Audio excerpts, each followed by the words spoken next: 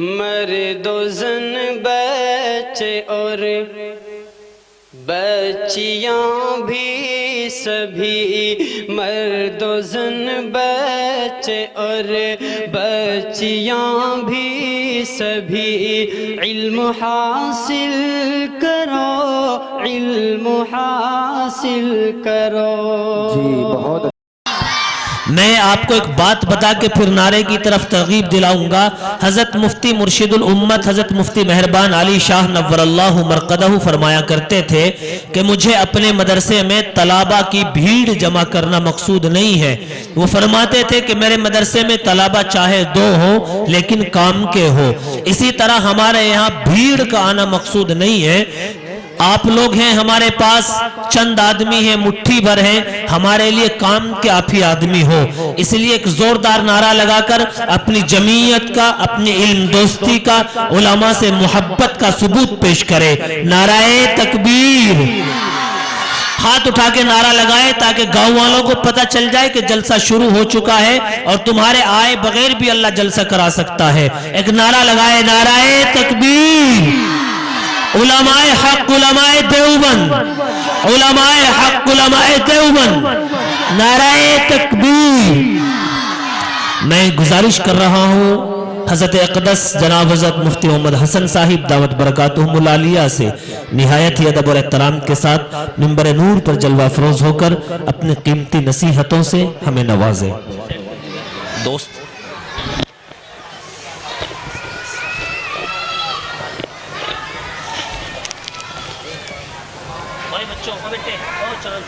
بات نہ کرو، بالکل چپ چاپ ان کا پروگرام ہے، بچوں کا پروگرام نہیں ہے۔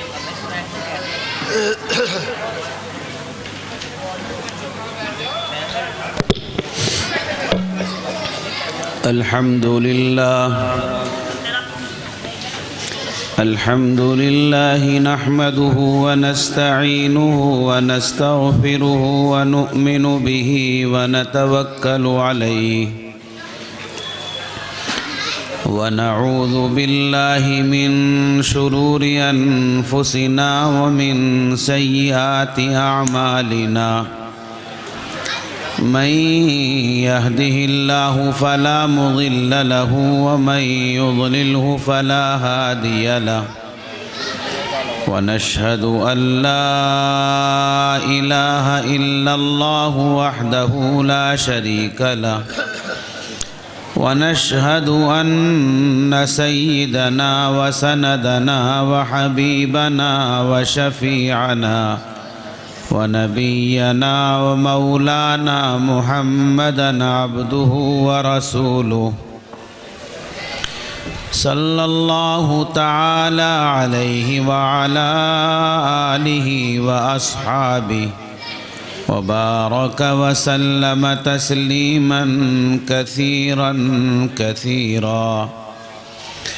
أما بعد فأعوذ بالله من الشيطان الرجيم. بسم الله الرحمن الرحيم. إنا نحن نزلنا الذكر وإنا له لحافظون. وقال النبي صلى الله تعالى عليه وسلم خيركم من تعلم القرآن وعلمه. صدق الله وصدق رسوله النبي الأمي الكريم. رب اشرح لي صدري ويسر لي أمري واحلل عقدة من لساني يفقه قولي. رب زدني علما. اللهم صل على سيدنا محمد وعلى آل سيدنا ومولانا محمد وبارك وسلم. محترم سامعین، مکرم دوستوں اور پیارے بچوں، آپ کے اس مدرسے کا یہ سالانہ اجلاس جو اختتام کے قریب ہوا چاہتا ہے، لیکن کیفیت کے اعتبار سے ایسا لگ رہا ہے جیسے ابھی اس کی شروعات بھی نہیں ہوئی۔ میرے بھائیوں، یہ جو مدرسوں کے جلسے ہوتے ہیں اور جلسے میں آنے والے جو علماء ہوتے ہیں وہ پوری بستی کے مہمان ہوتے ہیں، اور جلسوں میں آنے والے مہمان اور علماء کا اکرام یہ ہے کہ ان کے پیغامات کو سننے کے لیے جس جگہ انہیں بلایا گیا ہے اس جگہ جمع ہوں، اس جگہ اکٹھے ہوں۔ یہ میزبانوں کی ذمہ داری ہے۔ اب اس وقت میں 2 بج چکے ہیں اور حال یہ ہے جتنے لوگ، جتنے افراد یہاں پنڈال میں بیٹھے ہیں، ہم ابھی ناشتہ کرنے کے لیے گئے تو اتنے کئی جگہ دکانوں پر، موڑ پر، راستوں پر ہم نے لوگوں کو کھڑے ہوئے دیکھا۔ آپ حضرات کو روحانی غذا فراہم کرنے کے لیے قاری پیار محمد صاحب نے مختلف علماء کو بلایا، اور یقیناً یہ جلسہ ذمہ داروں کے مشورے اور ان کے ایما پر منعقد ہوا۔ اب یہ بڑی محرومی کی بات ہے کہ آپ کی بستی کے اندر مہمان آئیں اور میزبان ان کا صحیح طور پر اکرام نہ کرے۔ یہ محروم القسمت ہونے کی پہچان ہے۔ اور میرے بھائیوں، مجھے ایک بات بڑے افسوس کے ساتھ کہنی پڑتی ہے، نہ چاہتے ہوئے بھی۔ یہ جو آپ کی برادری ہے، میں بھی اسی برادری سے تعلق رکھتا ہوں جس سے آپ رکھتے ہیں، مگر اس برادری کا مزاج بہت خراب ہو چکا ہے۔ ہم پورے سال وقتاً فوقتاً اور کبھی تو مسلسل اسفار میں رہتے ہیں اور جلسوں میں جاتے ہیں۔ جتنا خراب ماحول اس برادری کے جلسوں کا اور مدرسوں کا ہے وہ کسی اور کا نہیں ہے۔ ہم ابھی کل بھی ایک جلسے میں گئے، ہزاروں کا مجمع۔ پرسوں ہم ایک جلسے میں حاضر ہوئے تو وہاں بھی ہزاروں کا مجمع۔ اور یہ جو ہماری برادری کے گاؤں ہیں، ان کا حال اتنا خراب ہے کہ بس بچوں کی دستار بندی کا موقع ہوگا، دعا کا وقت ہوگا تو اب جلسوں کی طرف دوڑیں گے، ورنہ تو ادھر ادھر گپ شپ لگاتے رہیں گے، لڑائی جھگڑے کرتے رہیں گے، ہائی ہلا کرتے رہیں گے۔ عجیب تماشا ہے۔ میرے بھائیوں، یہ در حقیقت دین سے مناسبت نہ ہونے کی وجہ ہے، اور یہ دین کی، قرآن کی ناقدری ہے۔ اللہ کا فضل ہے کہ کچھ عرصے پہلے تک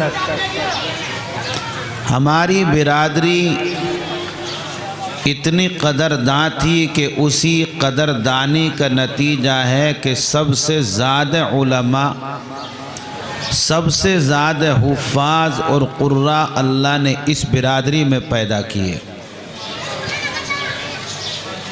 لیکن اب ایسا لگتا ہے کہ جو ناقدری کی فضا شروع ہو گئی ہے، کہیں اللہ تبارک و تعالی ہم سے یہ حفظ قرآن کی، علم دین کے سیکھنے کی دولت سلب نہ کر لے۔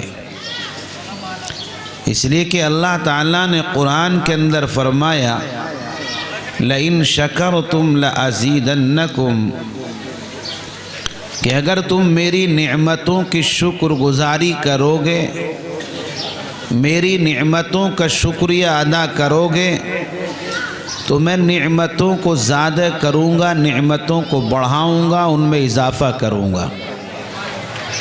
اور قرآن کریم کو حفظ کر لینا یہ اللہ کی بڑی نعمت، علم دین کا حاصل کرنا بڑی نعمت، دین کی بات کہنا، دین کی بات کو سننا بڑی نعمت۔ اگر ہم ان نعمتوں کی قدر کریں گے تو اللہ نعمتوں میں اضافہ کرے گا۔ اور آگے اللہ تعالیٰ نے سخت جملہ بھی ارشاد فرمایا وَلَئِن كَفَرْتُمْ إِنَّ عَذَابِي لَشَدِيدٌ، اور اگر تم میری نعمتوں کی ناقدری کرو گے، ناشکری کرو گے، کفران نعمت کا شکار بنو گے، تو پھر اللہ فرماتا پھر کان کھول کر کے سنو، ان عذابی لشدید، میری پکڑ، میرا عذاب بڑا سخت ہے۔ اور اللہ تبارک و تعالی کس طرح سے اپنی پکڑ کسی کی فرما لے کچھ پتہ نہیں چلتا۔ میرے بھائیوں، یہ مدارس سے ان کی قدر کرو، یہ دینی محفلیں ان کی قدر کرو۔ آج ہم ان کی ناقدری کرتے ہیں، جس جگہ جاؤ مدارس اختلافات کا شکار، لڑائی جھگڑے، پارٹی بازیاں، سیاسی اکھاڑا مدرسوں کو ہم نے بنا دیا۔ یہی وجہ ہے کہ مدارس کی تعمیر اور ترقی رکی ہوئی ہے، ٹھہری ہوئی ہے۔ بڑی بڑی عمارتیں، کام جس طرح سے ہونا چاہیے نہیں ہوتا، اس لیے کہ اختلافات کا شکار ہے مدرسہ۔ یہ قوم کی امانتیں ہیں، یہ مدارس کسی کے باپ کی جاگیر نہیں ہوا کرتی، یہ قوم کی امانتیں ہیں۔ اور جب کسی کو کوئی امانت سونپی جائے تو اس کے اوپر یہ ذمہ داری عائد ہوتی ہے کہ امانت داری کے ساتھ اس کے ساتھ میں اپنے معاملے کو وابستہ کرے۔ باپ کی جاگیر سمجھ کر، اپنی ذاتی پراپرٹی سمجھ کر، اس کے اندر خیانت اور اس کے اندر بیجا اپنی مداخلت، جس سے قوم کی امانت کا نقصان ہو، جس سے قوم کی امانت میں خیانت ہو، میرے بھائیو یہ اتنا خطرناک جرم ہے کہ اللہ تبارک و تعالی کے یہاں اس کے لیے بھاری سزا متعین۔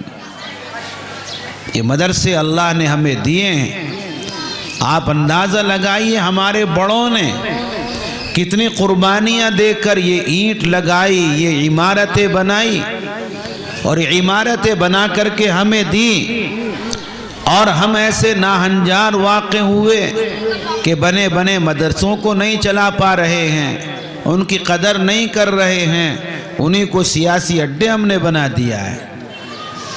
اس لیے میرے بھائیوں، میں عموماً جب اپنی برادریوں کے جلسوں میں جاتا ہوں اور بستیوں میں پہنچنا ہوتا ہے تو انتہائی افسوس ہوتا، قلق ہوتا ہے، اور ہر جگہ مجبوراً مجھے کہنا ہوتا ہے کہ یہ طریقہ اور یہ رویہ تمہارا علماء کے ساتھ اور مدارس کے ساتھ انتہائی خطرناک رویہ ہے۔ اپنے آپ کو سنبھالو، اپنے آپ کو ان خرافات سے باہر نکال کر جو کرنے کے کام ہیں انہیں کرو۔ بہرحال آپ حضرات کا ضمیر کہ آپ حضرات نے جلسہ کیا اور جلسے میں یہاں کرسیاں خالی یہ آپ کو برداشت ہو رہی ہیں. مدرسے والوں نے پیسہ خرچ کیا، بہترین شامیانے قناتیں لگوائی اور عزت کے ساتھ بیٹھیں، اس کے لیے کرسیاں لگوائی، مگر کھیڑی والے اتنے پتھر دل واقع ہوئے. مجھے پتا چلا کہ رات کی محفل بھی یہاں بڑی ایک اعتبار سے پھیکی رہی ہے اور ابھی بھی منظر اسی طرح کا ہے. میرے بھائیو، یہ مدارس کی توہین ہے، یہ علماء کی توہین ہے. اللہ تبارک و تعالی نے یہ قرآن جو ہمیں دیا ہے، اگر آپ جلسے میں نہیں آؤ گے قرآن ضائع نہیں ہوگا. اگر آپ علماء سے تعلق نہیں رکھو گے تو قرآن ختم نہیں ہو جائے گا. میرے بھائیو، اللہ تعالیٰ کا نازل کردہ ایک کلام ہے، اللہ کو اس کی حفاظت کرنی ہے. اب یہ تو سعادت مندی ہے اس شخص کی جس کو اللہ پاک حفاظت قرآن کے لیے قبول فرما لے. حفاظت قرآن کا جسے اللہ سبب بنا دے وہ اپنی سعادت سمجھے. اگر آپ قرآن کی حفاظت کا سبب نہیں بنیں گے تو اللہ تبارک و تعالی دوسری قوموں کو قرآن کی حفاظت کے لیے آگے کر دے گا اور ہمیں پیچھے دھکیل دے گا. اللہ نے قرآن کے اندر ارشاد فرمایا، اِنَّا نَحْنُ نَزَّلْنَا الذِّكْرَ وَإِنَّا لَهُ لَحَافِظُونَ، کہ ہم نے ذکر کو اتارا ہے، ہم ہی اس کی حفاظت کرنے والے ہیں. اللہ کا یہ پاکیزہ کلام، اللہ کا یہ مقدس کلام جو اللہ کی طرف سے اتارا گیا، ہماری کامیابی کے لیے اتارا گیا، ہماری فلاح کے لیے جس کو اللہ نے اتارا. اللہ تبارک و تعالی نے اس قرآن کی حفاظت کی ذمہ داری اپنے اوپر رکھی ہے. اگر کوئی قرآن کو مٹانا چاہے، کوئی قرآن کو ختم کرنا چاہے، کوئی قرآن کو ناپید کرنا چاہے، قرآن ختم نہیں ہوگا، قرآن ناپید نہیں ہوگا. جو ناپید کرنا چاہے گا وہی ناپید ہو جائے گا اور اسی کا خاتمہ ہو جائے گا. اگر قرآن کوئی مٹنے والی چیز ہوتی، قرآن کوئی مٹنے والی اور ختم ہونے والی کتاب ہوتی تو اسی وقت میں قرآن ختم ہو چکا ہوتا جب قرآن خلاق کائنات کی طرف سے تاجدار مدینہ کے اوپر نازل ہو رہا تھا، آپ کے اوپر اتارا جا رہا تھا. اس لیے کہ اس وقت میں مسلمانوں کی جماعت بڑی مختصر سی جماعت تھی، تھوڑے سے صحابہ، تھوڑے سے آپ کے ماننے والے اور آپ کے نام لیوا اور پورے علاقے کے کفار اس بات پر مجتمع تھے، اس بات پر اکٹھے تھے کہ قرآن کو مٹا دیا جائے، محمد کے مشن کا خاتمہ کر دیا جائے. محمد جس پیغام کو لے کر لوگوں کے سامنے جاتا ہے، جس مشن کے تحت لوگوں سے ملتا ہے، وہ پیغام ختم کر دیا جائے، وہ مشن مٹا دیا جائے. اگر قرآن مٹنے والی چیز ہوتی تو ابو جہل کبھی بھی قرآن کو پھیلنے نہ دیتا. اگر قرآن مٹنے والی چیز ہوتی تو عتبہ اور شیبہ ابن ولید قرآن کو کبھی شائع نہ ہونے دیتا. اللہ تبارک و تعالی نے چونکہ یہ قرآن اس لیے اتارا ہے کہ انسانیت اپنے اندر انسانیت پیدا کر لے اور انسانیت کو کامیابی کی راہیں مل جائے اور قرآن کو جو مٹانا چاہے وہ خود مٹ جائے. اللہ نے قرآن اس لیے اتارا. اللہ تعالیٰ نے حفاظت کی ذمہ داری لی. اسی کا نتیجہ ہے کہ آج تقریباً 1450 سال کا ایک لمبا عرصہ گزر چکا ہے، بہت لمبا زمانہ گزر چکا ہے، لیکن قرآن انہی آیات کے ساتھ میں، انہی حروف کے ساتھ میں، انہی حرکات و سکنات کے ساتھ میں آج بھی ہمارے درمیان میں موجود ہے. اور کوئی دور ایسا نہیں گزرا جس دور میں لوگوں نے باطل پرستوں نے، طاغوتی طاقتوں اور قوتوں نے قرآن کے خاتمے کے لیے پلاننگیں نہ کی ہوں، سازشیں نہ رچی ہوں، پروپیگنڈے نہ کیے ہوں، ہر دور کے اندر قرآن کو مٹانے کے لیے پروپیگنڈے کیے گئے، مگر قرآن نہیں مٹا۔ اسی کو شاعر نے کہا ہے قول محمد قول خدا، فرمان نہ بدلا جائے گا، بدلے گا زمانہ لاکھ، قرآن نہ بدلا جائے گا۔ حکومتیں بدلتی رہی ہیں، بدلتی رہیں گی، قرآن نہیں بدلا جا سکتا۔ فانوس بن کے جس کی حفاظت ہوا کرے، فانوس بن کے جس کی حفاظت ہوا کرے، وہ چراغ کیا بجھے جسے روشن خدا کرے۔ یہ اللہ کا کلام ہے۔ اللہ تعالیٰ نے حفاظت کا انتظام فرمایا، اور یہ مکاتب، یہ مدارس، یہ علماء، یہ حفاظ، اللہ تعالیٰ نے ان کو منتخب کیا کہ قرآن کی حفاظت کریں، اور قرآن کو اللہ پاک نے ان کے سینوں میں محفوظ کر دیا۔ اتنا بڑا کلام، اتنی بڑی کتاب، لیکن اللہ کی قدرت کہ اس قرآن کو مختصر سے وقت میں، تھوڑے سے وقت میں اگر کوئی یاد کرنا چاہے تو یاد کر لیتا ہے۔ تاریخ کے اندر اس طرح کے بہت سے واقعات موجود ہیں کہ جن سے یہ بات معلوم ہوتی ہے کہ اللہ کا یہ پاک کلام یاد کرنے والوں نے اسے بہت مختصر سے اوقات میں بھی یاد کیا ہے۔ ہر قسم کے لوگ ہوتے ہیں، بعضوں کا حافظہ اچھا ہوتا ہے، بعضوں کا حافظہ کمزور ہوتا ہے۔ شاید ابھی ناشتے پر ایک شاعر صاحب کچھ تبصرہ کر رہے تھے کہ ہم تو اتنے دن میں حافظ ہوئے، اب تھوڑے وقت میں حافظ ہو جاتے ہیں۔ اپنے اپنے ذہن کی بات ہے، پہلے بھی بہت تھوڑے سے وقت میں لوگ حافظ ہو جایا کرتے تھے، اور اس کی تاریخ کے اندر واقعات اور اس کی مثالیں موجود ہیں۔ اتنا بڑا قرآن کہ تقریباً 4.25 لاکھ کے قریب اس کے اندر حروف ہیں، 6666 آیتیں ہیں، اور 114 سورتیں، 30 پارے، 7 منزلیں۔ اتنا بڑا قرآن، اتنی بڑی کتاب، مگر اللہ کی قدرت کہ اس کو یاد کرنے والے، اس کو حفظ کرنے والے ہزاروں نہیں لاکھوں کی تعداد میں آپ کو ملیں گے۔ اللہ پاک نے ہمیں ایسی پاک پوتر کتاب عطا فرمائی، ایسا صاف ستھرا مذہب عطا فرمایا کہ اس مذہب کا یہ امتیاز ہے، قرآن کا یہ اعزاز ہے کہ اس قرآن کے علاوہ دنیا کے اندر جتنی مذہبی کتابیں ہیں، ان مذہبی کتابوں کا حال آپ دیکھیں گے تو ان مذہبی کتابوں کے حفاظ آپ کو نہیں ملیں گے۔ تورات کا حافظ آپ کو کہیں مل جائے نہیں ہوگا، انجیل کا کوئی حافظ آپ کو مل جائے ایسی بھی مثال نہیں ہے، زبور کا کوئی حافظ آپ کو مل جائے اس کی بھی مثال نہیں ہے، اور مذاہب کی بھی کتابیں ہیں ان کے حفاظ آپ کو ملے ایسا نہیں۔ لیکن اللہ کے فضل سے، اللہ کے کرم سے، یہ اللہ کا کلام، یہ قرآن، اللہ کی کتاب، اس کے حفاظ بے شمار آپ کو ملیں گے۔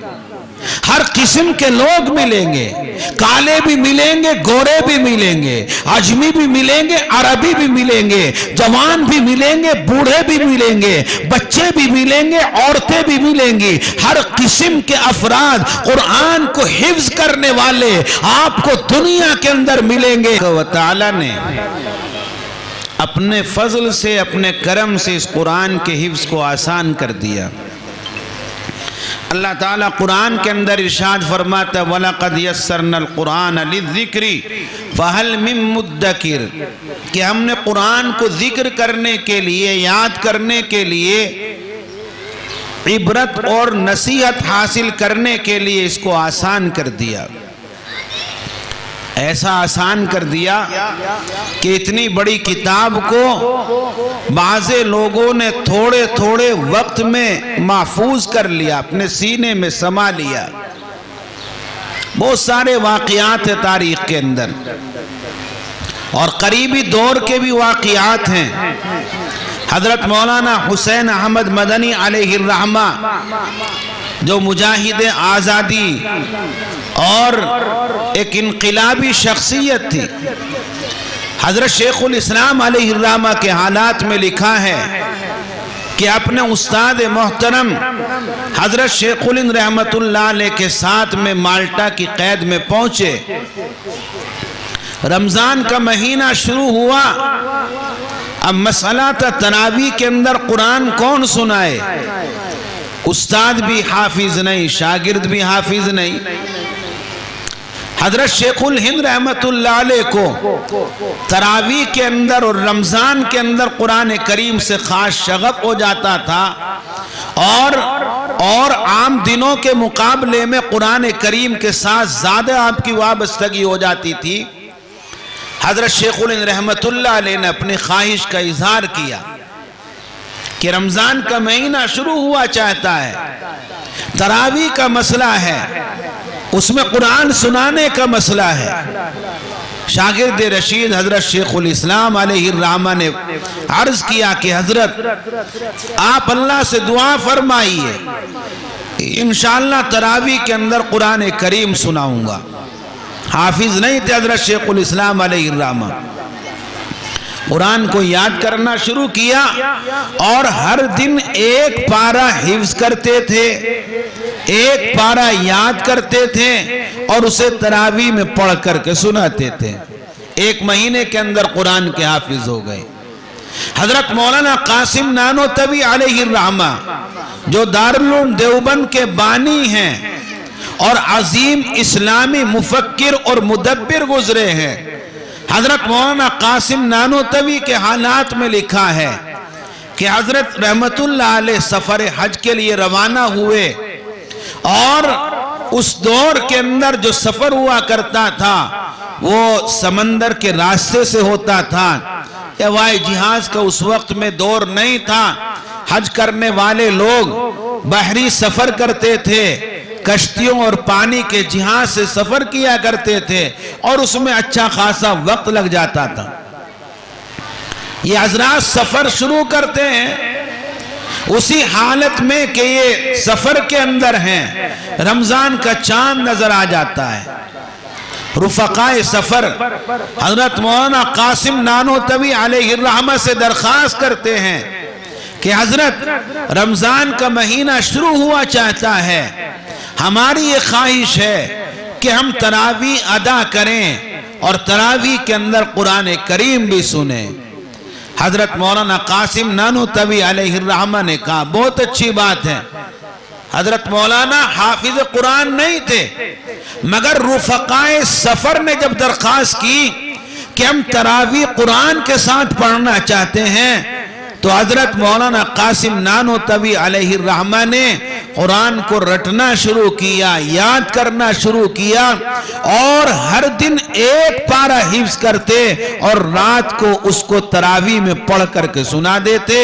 ایک مہینے میں پورے قرآن کے حافظ ہو گئے۔ میرے بھائیوں، اللہ تعالیٰ کا فضل ہے کہ اللہ نے آسان کر دیا، تبھی تو مختصر سے اوقات میں یاد کرنے والے لوگ قرآن کو یاد کر لیتے ہیں، قرآن کو محفوظ کر لیتے ہیں۔ ہمارے قریبی ملک کے اندر ایک بڑے محدث گزرے ہیں، حضرت مولانا سلیم اللہ خان صاحب رحمت اللہ علیہ، رہنے والے ہمارے یہی علاقے کے تھے۔ جلال آباد تھانہ بھون کے قریب ایک آبادی ہے لوہاری نام سے، وہاں کے باشندے تھے۔ ملک تقسیم ہوا، وطن تقسیم ہوا، تو تقسیم وطن میں پڑوس کے ملک میں چلے گئے تھے۔ حضرت علامہ رفیق صاحب رحمت اللہ علیہ کے رفیق درس ہم نوالا اور ہم پیالہ تھے۔ حضرت کے حالات میں لکھا ہے کہ حضرت مولانا سلیم اللہ خان صاحب رحمت اللہ علیہ نے محض 27 دن کے اندر قرآن کریم کا حفظ مکمل کر لیا۔ 27 دن میں قرآن کو مکمل یاد کر لیا، حفظ کر لیا۔ اور اس سے بھی حیرت کن واقعات، اس سے بھی زیادہ عقلوں کو حیران کر دینے والے واقعات آپ کو تاریخ کے اندر ملیں گے۔ حضرت امام محمد رحمت اللہ علیہ جو امام اعظم ابو حنیفہ علیہ الرحمہ کے مخصوص شاگرد ہیں، بڑے فقیہ، بڑے محدث، بڑے مجتہد ہیں، حضرت اس امام ابو حنیفہ کے پاس علم فقہ پڑھنے کے لیے جاتے، حدیث پڑھنے کے لیے جاتے، حافظ قرآن نہیں تھے۔ استاد نے کہا کہ محمد کیا ہی اچھا ہوتا کہ تم قرآن کو حفظ کر لیتے، قرآن کے حافظ بن جاتے۔ اپنے استاد کی خواہش کو سنا اور سبق میں آنا بند کر دیا۔ طلباء میں یقیناً چمیگوئیاں ہوئی ہوں گی کہ لو جی محمد سے تو کہا تھا قرآن کو حفظ کرنے کے لیے، وہ تو جو علم سیکھ رہے تھے اس سے بھی پیچھے ہٹ گئے اور وہ تو گھر بیٹھ گئے۔ کئی دن اسی طرح سے گزر گئے۔ جب 7 دن مکمل ہو گئے تو استاد کی خدمت میں حاضر ہوئے۔ استاد نے پوچھا محمد کہاں چلے گئے تھے، کیوں غیر حاضریاں کی؟ امام محمد رحمت اللہ علیہ نے عرض کیا کہ حضرت آپ کی خواہش جب سامنے آئی تو اس خواہش کو سن کر دل میں یہ داعیہ اور یہ جذبہ پیدا ہوا کہ میں قرآن کو حفظ کروں گا۔ اللہ کے فضل سے 7 دن کے اندر امام محمد نے قرآن کریم کو حفظ کر لیا۔ میرے بھائیو، عام لوگوں پر سورہ فاتحہ بھی یاد نہیں ہوتی 7 دنوں میں، چھوٹی چھوٹی صورتیں بھی یاد نہیں ہوتی۔ امام محمد رحمت اللہ علیہ نے محض 7 دنوں کے اندر قرآن کریم کے حفظ کو مکمل کر لیا۔ ایک بڑے عالم گزرے ہشام کلبی رحمت اللہ علیہ، ہشام کلبی کے حالات میں لکھا ہے کہ یہ اپنا واقعہ بیان کرتے ہیں کہ میرے چچا جان مجھے قرآن یاد نہ کرنے پر ملامت کرتے، ڈانٹتے، دھمکاتے اور مجھے برا بھلا کہتے تھے۔ ایک دن دل میں جذبہ پیدا ہوا کہ اپنے چچا جان کی ڈانٹ ڈپٹ کب تک سنتا رہوں گا، اب تو مجھے قرآن یاد کرنا ہے۔ 3 دن کے بعد جب اپنے چچا جان سے ملے، کہنے لگے چچا جان میں نے قرآن پورا یاد کر لیا، ازبر کر لیا، 3 دن میں قرآن یاد کر لیا۔ یہ اللہ تبارک و تعالیٰ نے اسی قرآن کی خصوصیت رکھی ہے، ورنہ کوئی کتاب آسانی سے یاد نہیں کی جا سکتی۔ بڑے محدث گزرے ہیں ابن شہاب زہری، ان کے بارے میں آتا ہے کہ 7 سال کی عمر ہے اور 7 دن میں قرآن کریم کا حفظ مکمل کر لیا۔ امام شافعی، علامہ جلال الدین سیوطی علیہ الرحمہ اور اس طرح کے بہت سے واقعات ہیں کہ تھوڑے تھوڑے سے وقت کے اندر، تھوڑی تھوڑی عمر کے اندر قرآن کریم کا حفظ انہوں نے مکمل کر لیا۔ اگر ہم تاریخ پر نگاہ ڈالیں گے تو اس سے بھی حیرت میں ڈالنے والے واقعات آپ کو ملیں گے اور پتہ چلے گا کہ قرآن کے بعض پاروں کے حافظ تو بچے ماں کے پیٹ سے بھی پیدا ہوئے، ماں کے پیٹ سے قرآن کے بعض حصوں کے حافظ پیدا ہوئے ہیں۔ حضرت شیخ الحدیث مولانا زکریا رحمت اللہ علیہ، ان کے والد حضرت مولانا یحییٰ، ان کا جب دودھ چھڑایا گیا اور مدت رضاعت پوری ہوئی، ہر ایمان والا جانتا ہے اور یہ مسئلہ ذہن نشی ہونا چاہیے کہ بچے کو دودھ پلانے کی جو مدت ہے وہ صرف 2 سال ہے۔ کسی بھی بچے کو 2 سال سے زائد کوئی ماں یا کوئی اور عورت دودھ نہیں پلا سکتی۔ بعض دیہات کے اندر عورتیں کئی سال تک بچوں کو دودھ پلاتی رہتی ہیں، 2.5 سال گزر گئے، 3 سال گزر گئے، بچہ دودھ پیتا رہتا ہے، قطعی طور پر حرام ہے۔ صرف دودھ پینے کی مدت 2 سال ہے۔ قرآن کریم میں اللہ نے فرمایا والوالدات يرضعن اولادهن حولين كاملين لمن اراد ان يتم الرضاعة۔ 2 سال سے زیادہ کسی بچے کو ماں کا دودھ یا کسی عورت کا دودھ نہیں پلایا جا سکتا۔ دودھ چھڑانے کا وقت آیا تو حضرت مولانا یحییٰ رحمت اللہ علیہ کی گھر والوں نے چاہا کہ بسم اللہ ہو جائے، تعلیم کا آغاز ہو جائے، پڑھنے لکھنے کی ابتدا ہو جائے، بچے کو بسم اللہ کرائی گئی، بچہ بسم اللہ پڑھتا ہے اور بسم اللہ کے ساتھ میں اور بھی پڑھنا شروع کرتا ہے اور ایک پاؤں پارا مکمل اپنے استاد کو اور وہاں موجود افراد کو سنا دیتا ہے۔ معلوم یہ ہوا کہ پاؤں پارے کا بچہ حافظ پیدا ہوا۔ خواجہ قطب الدین بختیار کاکی علیہ الرحمہ کے حالات آپ پڑھ کر کے دیکھیں، بڑے اللہ کے ولی گزرے ہیں اور بڑے بزرگ گزرے ہیں۔ خواجہ قطب الدین بختیار کاکی علیہ الرحمہ کے حالات میں آتا ہے کہ جب ان کی بسم اللہ کرائی گئی اور ان کا معلم اور ان کا استاد سامنے بیٹھ کر اپنے اس بچے کو سامنے بٹھا کر جب بسم اللہ کراتا ہے اور کہتا ہے پڑھو بسم اللہ الرحمن الرحیم، استاد چاہتا ہے کہ بچہ بسم اللہ پڑھے تو پھر اور کلمات اس بچے کو کہلوا دیے جائیں، مگر وہ بچہ جو ابھی چھوٹا سا بچہ ہے، معصوم سا بچہ ہے، ابھی ہوش بھی صحیح سے نہیں سنبھالا ہے، اس بچے کو بسم اللہ کرائی جاتی ہے۔ استاد اور وہاں کے موجود افراد منتظر ہیں کہ بچہ بسم اللہ پڑھ کر کے خاموش ہوگا، اگلے کلمات بچے کو کہلوائے جائیں گے، مگر بچہ چپ ہونے کا نام ہی نہیں لیتا، قرآن پڑھنا شروع کرتا ہے اور پارا دو پارا نہیں، مسلسل 15 پارے پڑھ کر کے بچہ خاموش ہوتا ہے۔ 15 پارے پڑھ کر کے سنا دیتا ہے، وہاں سارے لوگ حیران ہیں، حیرت میں پڑ جاتے ہیں۔ ایسے بھی بچے پیدا ہوئے۔ تاریخ کے اندر یہ بھی لکھا ہے کہ خواجہ قطب الدین بختیار کاکی علیہ الرحمہ کی والدہ 15 پاروں کی حافظہ تھی اور کثرت کے ساتھ تلاوت کرنے کی عادی تھی۔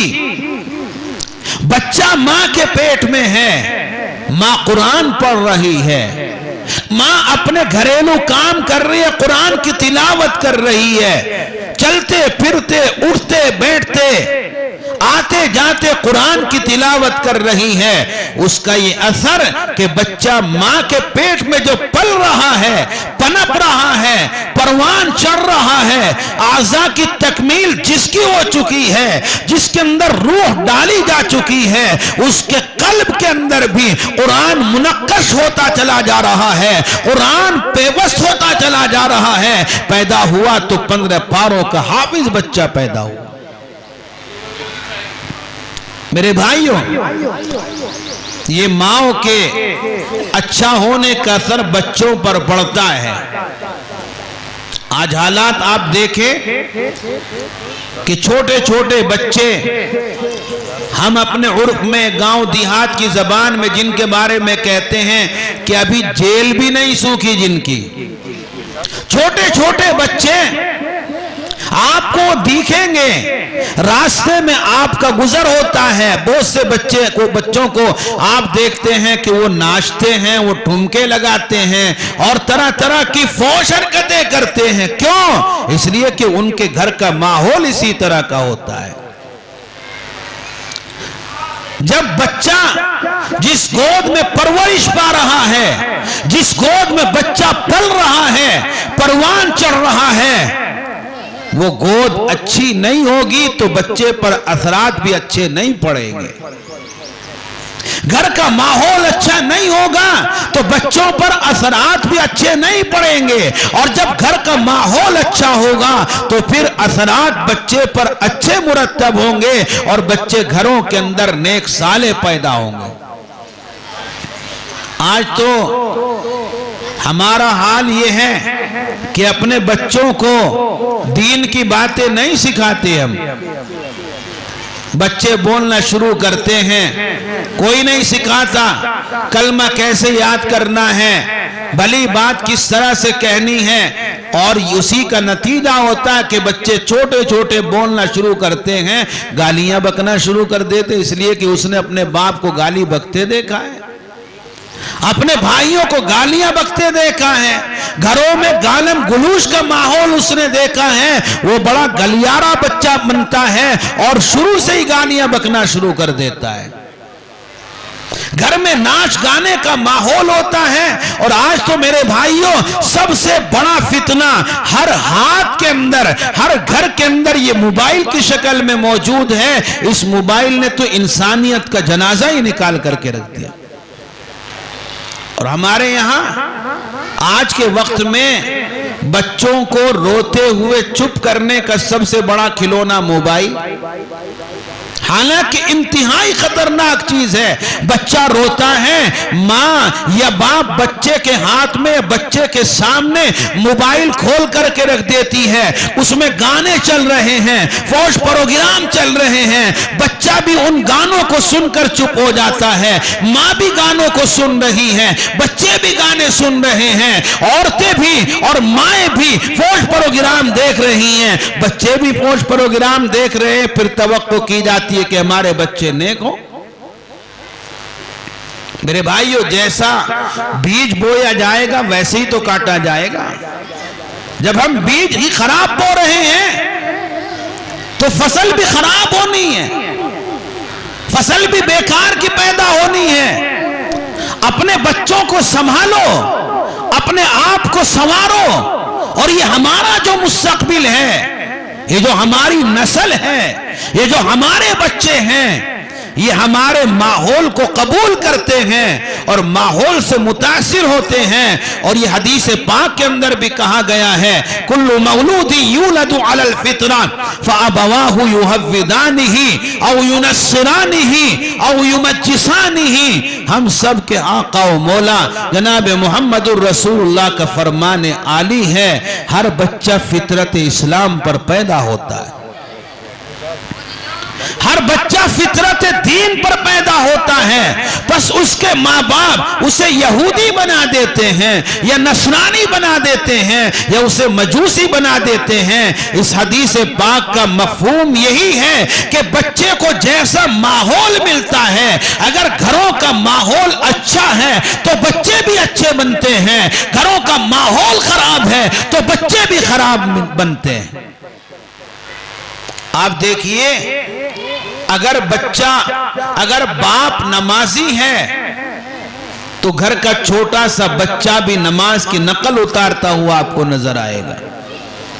نماز کا وقت ہوا، اگر باپ اور اس کا سرپرست نماز کا پابند ہے، وہ نماز کے وقت میں اپنی ٹوپی سر پر رکھتا ہے، مسجد کا رخ کرتا ہے، تو گھر میں پلنے والا بچہ بھی نماز کی نقل اتارنے کے لیے اپنے باپ کے ساتھ چلتا ہے، ٹوپی سر پر رکھتا ہے اور مسجد کا رخ کرتا ہے۔ اور جیسے جیسے نمازیوں کو جھکتے ہوئے دیکھتا ہے وہ بھی جھکتا ہے، سر ماتھا زمین پر ٹیکتے ہوئے دیکھتا ہے تو وہ بھی زمین پر اپنا ماتھا ٹیک دیتا ہے۔ بچے کی فطرت اللہ نے نقل اتارنے کی بنائی ہے، اچھے کاموں کو دیکھے گا تو اچھے کاموں کی نقل اتارے گا، اور برے کاموں کو دیکھے گا تو برے کاموں کی نقل اتارے گا۔ ماحول کا اثر ہوتا ہے، ہم نے خوب دیکھا، اور عجیب قسم کا ماحول کا اثر ہوتا ہے۔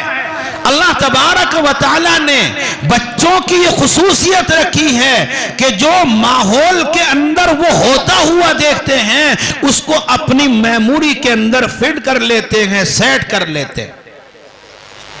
اس لیے ہمیں اپنے بچوں کو نیک بنانا، یہ ہم سب کی ذمہ داری ہے۔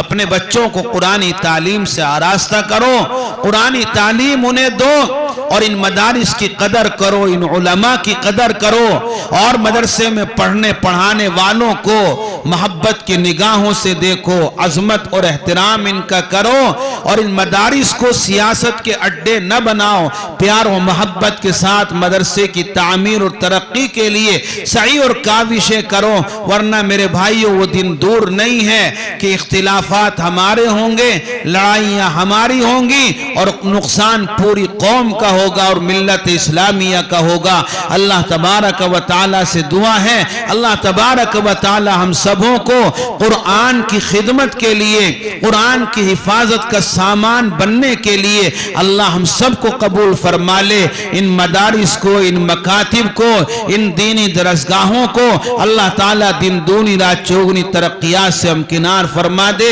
وآخر دعوانا ان الحمدللہ رب العالمین۔